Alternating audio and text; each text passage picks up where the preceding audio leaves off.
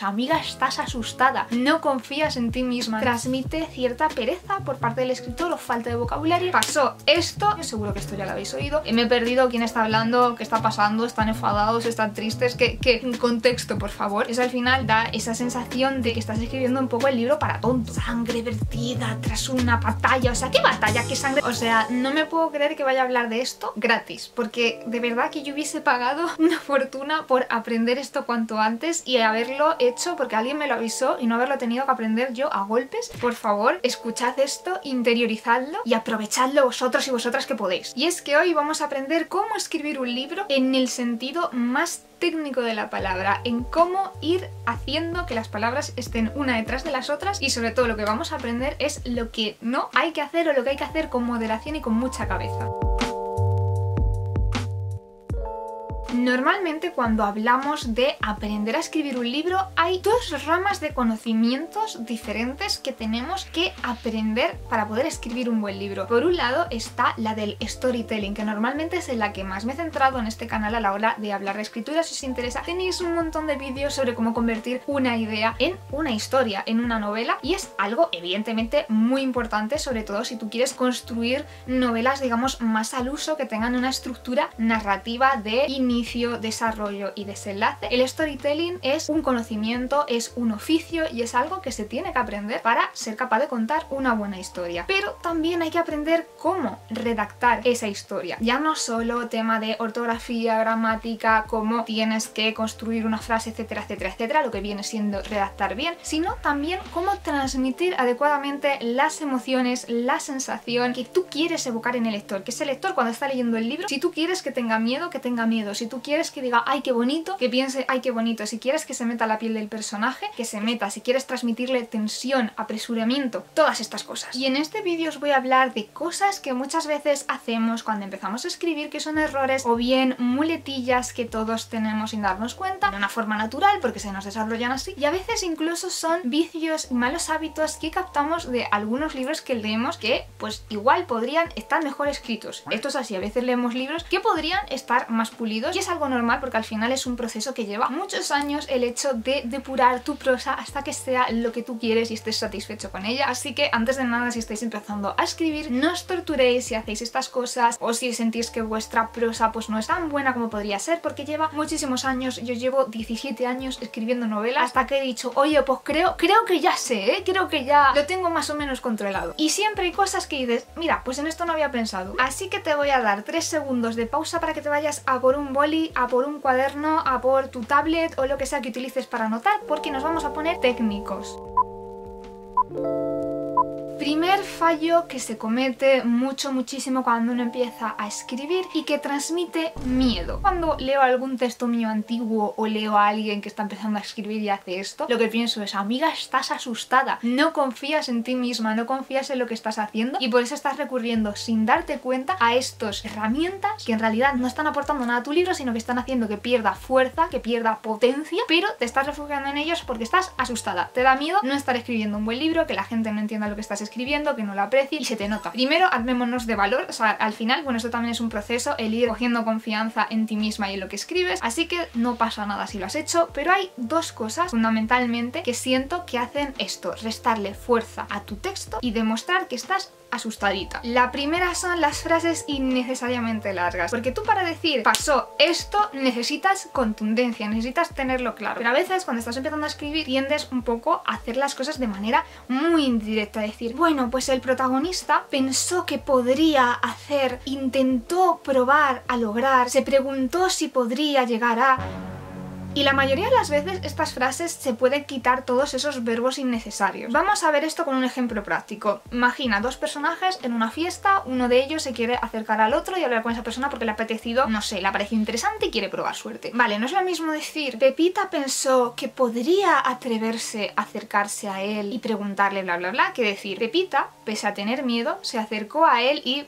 es distinto. Y en esta misma línea está la coreografía visual. Siento que es algo que nos distancia un poco como escritores de lo que estamos escribiendo, porque dices, bueno, no es que lo esté escribiendo yo, es que lo está viendo el personaje. La coreografía visual, ¿vale? Es esto que hacemos, que a veces tiene sentido y procede y a veces es totalmente prescindible, que es, en vez de decir lo que está ocurriendo dentro de nuestra historia, el personaje va mirando cosas y va oyendo cosas todo el rato. Y tú dices, fulanita miró y vio no sé qué. Vale, no es lo mismo no decir, Pepita se giró y vio cómo pasaba esto, que decir, pasaba esto. Mucho más contundente, mucho más fuerte, demuestra seguridad. Lógicamente va a haber veces que tenga un sentido usar esto, porque es importante que sepamos que el personaje lo está viendo, porque tenemos que saber que se ha dado cuenta, porque va a mirar a una persona y se va a establecer alguna conexión, nos va a transmitir alguna información. Pero si no transmite ninguna información relevante, simplemente lo estás haciendo porque tienes ese hábito, porque lo has leído en otros libros, porque te sirve un poco para distanciarte y desapegarte, o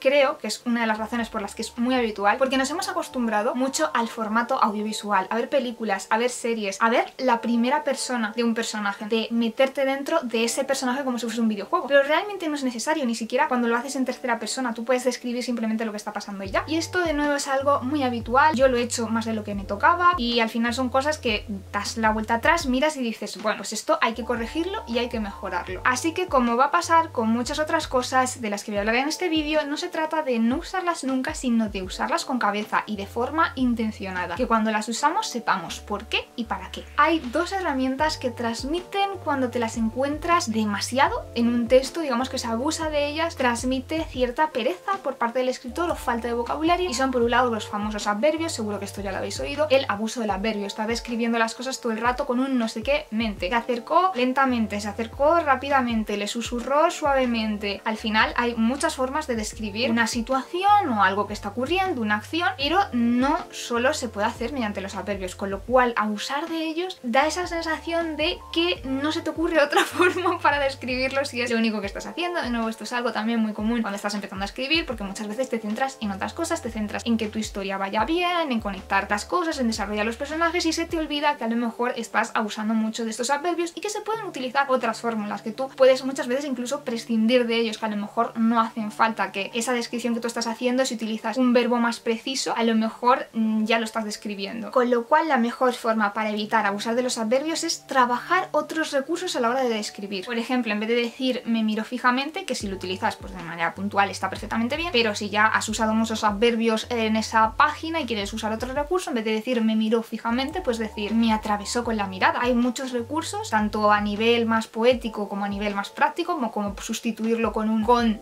tal, es decir, me fui apresuradamente, me fui con premura, etcétera, etcétera. Y lo mismo ocurre cuando abusamos de esto, eso y aquello. De nuevo, utilizarlo de forma puntual no tiene nada de malo, pero si continuamente estamos usando eso, aquello, esto, también da la sensación de que no te has parado a pensar qué palabra más concreta puedes utilizar. En vez de decir aquello me apenó, puedes decir la forma en que me miraba me apenó, y es una cosa muchísimo más concreta. En vez de decir le dolía que le dijese eso, puedes probar con le dolía que le juzgase con tanta dureza. Estamos aprovechando para contarle algo concreto a el lector, en vez de utilizar una palabra que es un poco como comodín, es decir, bueno, vale, al final transmite eso, cierta ambigüedad, cierta dejadez, y pierde también fuerza el texto. Y toda la vida es cuestión de equilibrio. Yo siento que como lector te descoloca tanto leer un libro en el que hay 40 diálogos y ninguna explicación de qué está pasando de manera habitual en ese libro, que digas, vale, pero me he perdido quién está hablando, qué está pasando, están enfadados, están tristes, que contexto, por favor. Como que abuses de esas explicaciones entre diálogos y al final acabe siendo un poco lío, que digas, pero a ver, ¿están hablando o no están hablando? ¿Qué está pasando? Y en este caso yo siento que es una cuestión de equilibrio, y que uno cuando está escribiendo puede caer en distintos momentos del proceso en los dos extremos. Puede ser que cuando empiezas al principio no te des cuenta de desarrollar un poquito más estas escenas para que no sea solo ta ta ta ta ta ta, ta y no sepas qué está pasando, y cuando te das cuenta de que estás haciendo eso, luego a veces tiendes a sobreexplicar, y es al final una cosa igual de mala que la otra si abusas de ello, a no ser que por algún motivo tú quieras transmitir alguna de las dos cosas, en cuyo caso adelante. interesante, pero si quieres buscar un equilibrio suele ser lo más deseable, por lo menos yo lo veo así como lectora. Y esto me lleva a otro fallo en el que caemos muchas veces cuando empezamos a escribir, que es sobreexplicar. Esa necesidad de explicar absolutamente todo al lector porque tienes miedo de no estar explicándote bien, o de que no te vayan a entender, o de que eso que estás haciendo digas, pues es que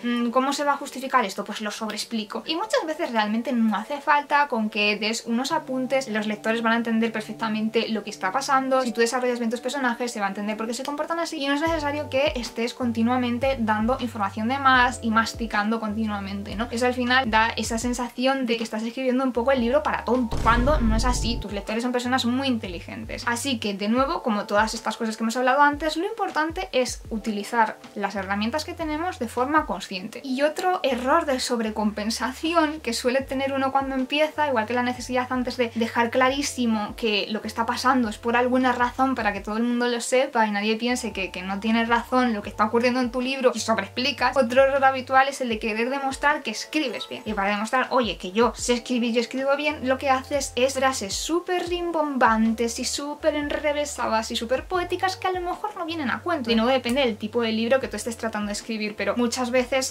cuando empezamos a escribir, a mí esto me pasaba muchísimo con 15 años, te flipas sin necesidad ninguna y lo único que queda es como que lo estás intentando muy fuerte. De nuevo es una cuestión de contexto y de saber usar las cosas, porque es comprensible que a lo mejor en una escena importante que tú estés intentando transmitir una atmósfera de romance, por ejemplo, ¿no? Dos personajes se enamoran, mira a los ojos a la otra persona, se embelesa y empieza a hablarte, ¿no? De sus ojos negros y profundos como la más oscura de las noches que has visto en tu vida, y dices, bueno, vale, porque estás en el momento, ¿no? Se puede presentar un poco esa poesía, ese elemento un poquito más, venga, vamos a darle chicha de ambientación, pero hay otras veces que no tiene por qué ser necesario. Si tú estás describiendo el color de un sofá, ¿no? Están en el salón y dices, bueno, pues es que el sofá era rojo como la sangre vertida tras una batalla. O sea, ¿qué batalla? ¿Qué sangre? ¿De qué me estás hablando? No tiene sentido. Así que creo que es importante que aprendamos a ser poéticos o a generar una cierta ambientación un poquito así más tal, más mística, cuando procede con una intención, que porque estamos intentando demostrar que somos capaces de hacer metáforas muy bonitas y recursos literarios muy bellos y demás, porque al final estás intentando hacerte un favor a ti como autor de demostrar a los demás que puedes hacer algo, pero le estás haciendo un flaco favor a tu libro, que está ya rozando un poco la parodia si te pasas de la cuenta. Otro tema que también siento que va por fases es el uso de la palabra dijo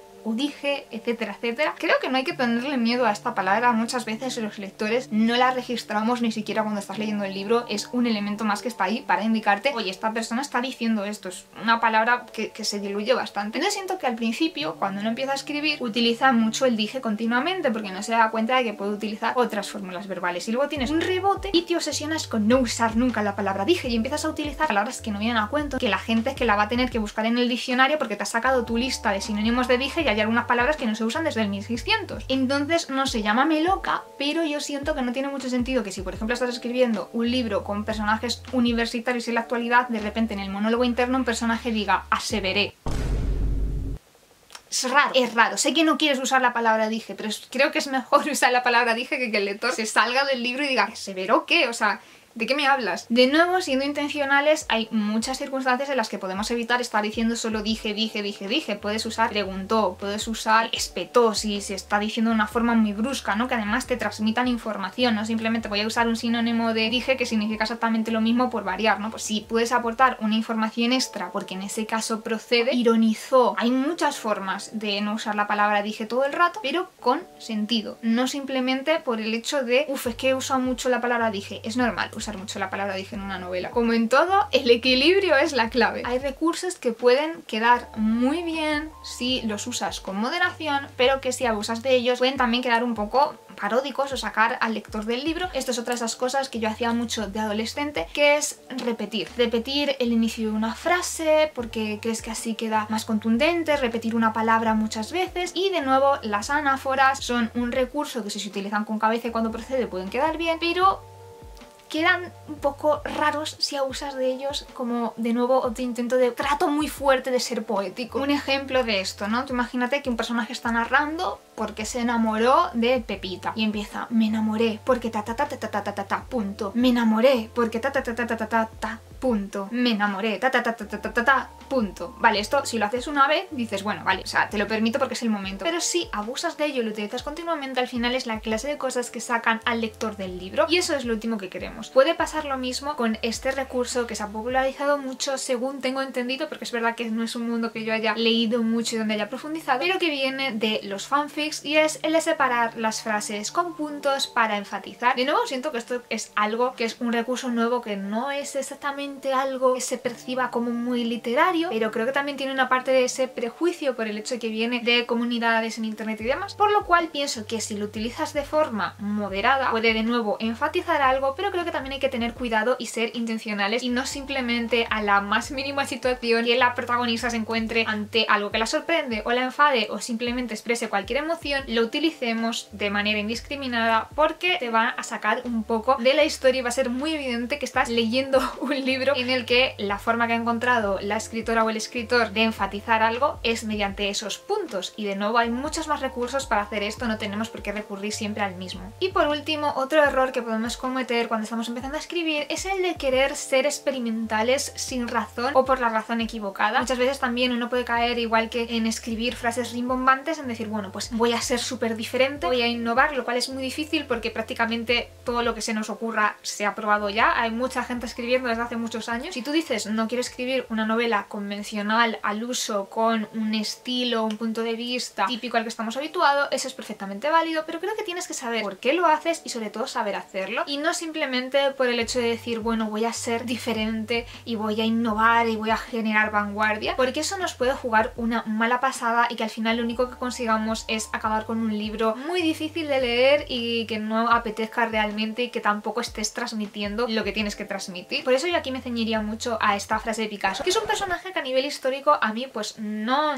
me cae bien, Picasso, pero tenía frases muy buenas, y una frase muy buena es la de que para poder romper las normas primero tienes que conocerlas. Así que yo, si estáis empezando personalmente y también por experiencia, si queréis experimentar por el hecho de probar cosas nuevas, es de nuevo maravilloso, pero no tanto por decir, buah, es que tengo que romper las normas para demostrar que soy un gran escritor, porque me parece más importante primero aprender cómo se escribe una historia, las distintas herramientas que tenemos los escritores y las escritoras en nuestro haber para contar la historia, para transmitir lo que queremos, y una vez que conoces todo eso, pues ya puedes jugar más fácilmente. Así que si experimentar te va a permitir aprender, estupendo, pero no lo hagas porque tengas esa necesidad o esa sensación de que tienes que hacerlo, o de que, no sé, de que te va a hacer mejor escritor, porque no tiene por qué decir, ay, pues voy a escribir un libro en segunda persona simplemente porque es algo que se hace poco, así porque sí, si no es por una razón en específico que tú creas que le aporta a tu historia o por un ejercicio creativo, no tiene por qué ser realmente necesario. Hasta aquí los consejos que yo os doy, que son un poco subjetivos, es decir, yo sí considero que estas son herramientas que tenemos que conocer y utilizar con cabeza y con conocimiento, y en mi experiencia sí me han ayudado a que mis textos vayan mejorando con los años y que cada vez estén más pulidos y se vayan acercando más a ese estado de perfección que a mí me gustaría alcanzar. Pero